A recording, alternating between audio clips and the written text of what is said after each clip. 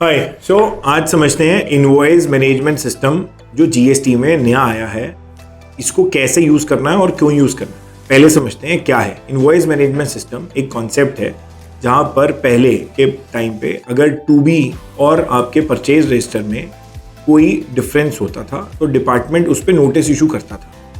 उस नोटिस के अंदर आपको ये डिफाइन करना पड़ता था कि क्या परचेज रजिस्टर में आपने ले रखा है और क्या टू बी में आ रखा है। आपके जो मैचिंग डिटेल्स होती थी उन मैचिंग डिटेल्स में आप क्रेडिट ले लेते थे और डिपार्टमेंट आपको कोई सवाल नहीं करता, और जो मैचिंग नहीं हो रही थी वहां पर डिपार्टमेंट का सवाल आता था। अब इनवॉइस मैनेजमेंट सिस्टम के आने से जो ये सारे मिसमैचेस हैं वो कम हो जाएंगे। क्यों, समझते हैं कैसे।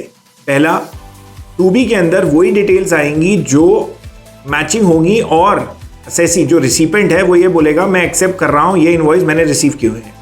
दूसरा, उसके अंदर उसको पेंडिंग का ऑप्शन मिलेगा, अगर अगले महीने उसने परचेज में रिकॉर्ड करेगा तब वो एक्सेप्ट कर लेगा। तीसरा, अगर उसने वो परचेज किया ही नहीं है उस वेंडर को तो रिजेक्ट कर देगा।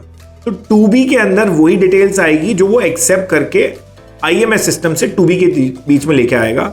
अब आईएमएस एक ऐसा काम करेगा जैसे एक दूध को छानने का काम करते हैं। उस सिचुएशन से आपको फिल्टर्ड टू बी मिलेगा जो पहले आपको अनफिल्टर्ड टू बी मिलता।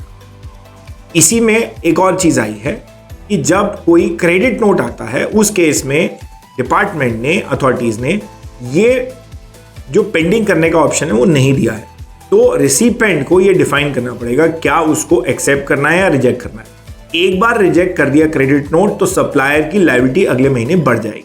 इसको डिटेल में जानने के लिए वॉच करें हमारा डिटेल वीडियो।